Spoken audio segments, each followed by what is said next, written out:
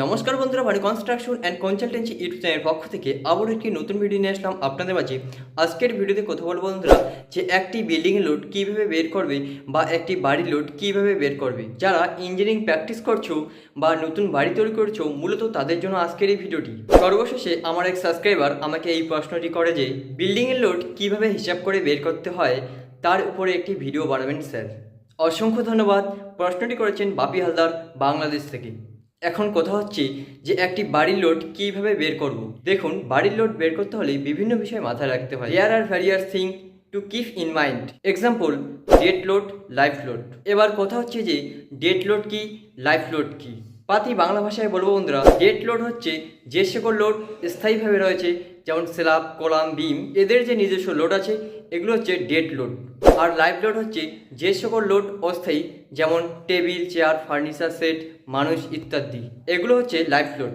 এই দুই লোডকে অ্যাডজাস্ট করে আমাদের লোড ক্যালকুলেশন করতে হয়। আমরা এই ভিডিওতে এত গভীরে যাব না, কারণ আমাদের এই ভিডিওগুলি বেশিরভাগ সাধারণ মানুষ দেখে, তাই তাদের যাতে বুঝতে সুবিধা হয় সেভাবেই আমরা ভিডিওটি করব।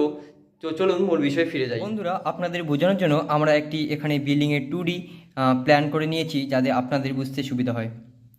প্রথমত আমরা বের করব বিল্ডিং এরিয়া। বিল্ডিং এরিয়া বের করার জন্য আমাদের যে বিল্ডিং এরিয়া রয়েছে 34 ফিট ইন্টু 29 ফিট, এটাকে আমাদের গুণ করে স্কোয়ার ফিটে বের করতে হবে। বিল্ডিং এরিয়া, আমাদের বিল্ডিং এরিয়া আছে 34 feet into 29 feet. 34 feet into 29 feet equal to আমাদের এটা ক্যালকুলেটরে করলে বের হবে 986 স্কোয়ার ফিট। যেহেতু বিল্ডিংটি আমাদের 3 তলা করব, তাই 3 তলা পর্যন্ত এই বিল্ডিংটা আমরা লোড বের করব। 3 floor load calculation.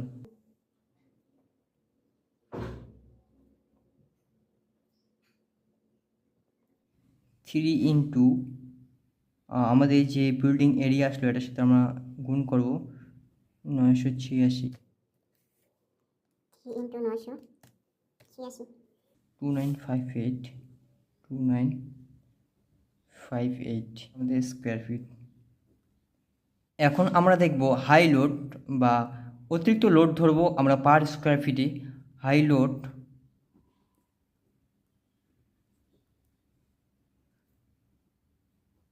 Square feet, আমরা 1 স্কোয়ার ফিটে লোড ধরবো 150 কেজি। 3টা ফ্লোরের যে লোড ক্যালকুলেশন করে স্কোয়ার ফিট বের হলো, সেটার সঙ্গে আমরা এই 150 সঙ্গে গুণ করব। 2958 ইন্টু 150, এটা আমাদের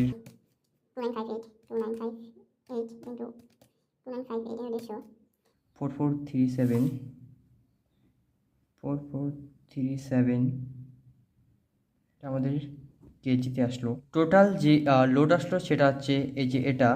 এবার এই লোডটিকে আমরা কলামের মধ্যে ডিস্ট্রিবিউট করব, এবং কলামের মধ্যে ডিস্ট্রিবিউট করার জন্য যে ফর্মুলা রয়েছে সেটি লোড কলাম। আমরা এখানে 4টা যে কিনারে যে পিলার রয়েছে তার মধ্যে অর্ধেক ধরবো। 4টার অর্ধেক যদি আমরা ধরি সেটা হচ্ছে 2 প্লাস, এবার আমরা মাঝখানগুলো ধরবো। মাঝখানটা হচ্ছে আমাদের 4টা, তার অর্ধেক ধরবো 2 প্লাস, এবার আমরা সাইডেরগুলো ধরবো। সাইডে আমাদের কটা আছে? 1টা 2টা 3টা 4টা 5টা 6টা 7টা। আমরা এখানে অর্ধেক ধরবো 3.5 7.5। আমাদের যে টোটাল লোডটা আসলো সেটা আমরা ভাগ করব 7.5 দ্বারা। 443,700 ডিভাইডেড 7.5।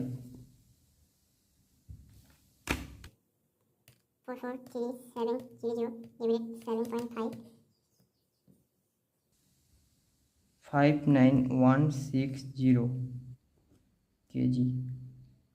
আমাদের একটি কলামে এই যে এত কেজি লোড পড়বে। এবার আমরা যে ফাউন্ডেশন সাইজ দেখব, যে এখন এই 3তলা বাড়ির জন্য ফাউন্ডেশন সাইজ যেটা আছে সেটা এখন আমরা বের করব। প্রথমত আমরা দেখব সেই মাটির লোড ক্যাপাসিটি কত রয়েছে। আমরা একটি মিডিয়াম লোড ক্যাপাসিটি ধরে নেব। লোড ক্যাপাসিটি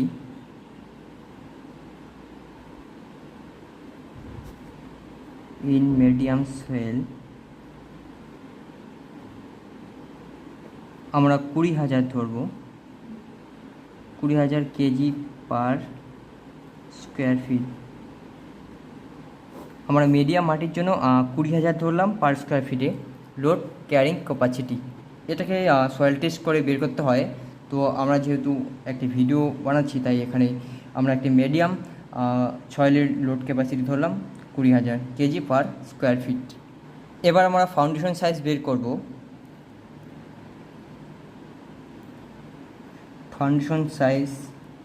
ফাউন্ডেশন সাইজ বের করতে হলে যে আমাদের যে একটা কলামের মধ্যে কত কেজি লোড পড়বে সেটা বের করলাম। আগে আমরা সেটা লিখব 59160, এটার সঙ্গে ডিভাইডেড করব আমরা 20,000।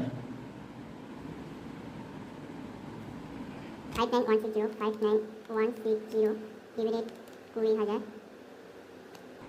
এটা আমাদের আসলো 2.958।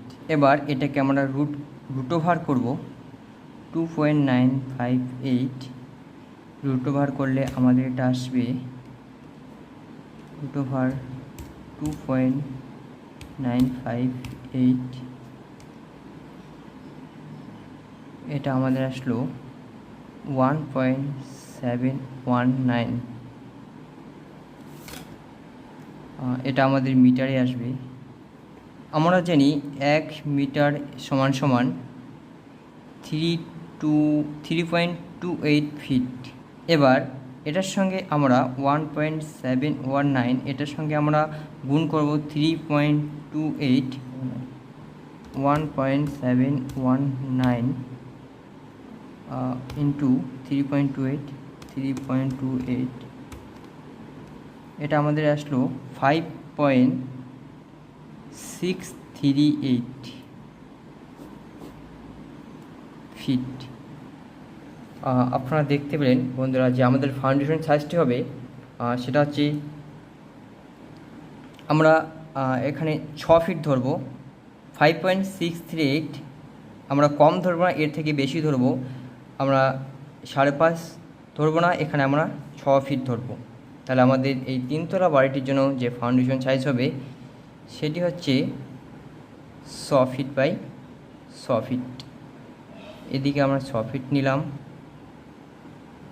এবং এদিকেও আমরা 6 ফিট নিব। বন্ধুরা আপনারা দেখতে পেলেন যে একটি 3তলা বাড়ির জন্য যে লোড ক্যালকুলেশন সেটি আমরা আজকের ভিডিওতে বের করলাম, আরেকবার দেখে নিন। এবং এই লোড কালেকশন বের করার পর যে আমরা ফাউন্ডেশন সাইজটি রয়েছে 3তলা বাড়ির জন্য কত ফাউন্ডেশন সাইজ হবে সেটিও আমরা বের করলাম। তো বন্ধুরা এরকম ভিডিও আমরা এই চ্যানেলে প্রতিনিয়তই আপলোড করে থাকি যেগুলো আপনাদের খুব হেল্পফুল বাড়ি তৈরি করার জন্য। আমাদের চ্যানেলে নতুন হয়ে থাকলে অবশ্যই আমাদের চ্যানেলটি সাবস্ক্রাইব করবে পরবর্তী ভিডিওগুলো দেখার জন্য। ধন্যবাদ।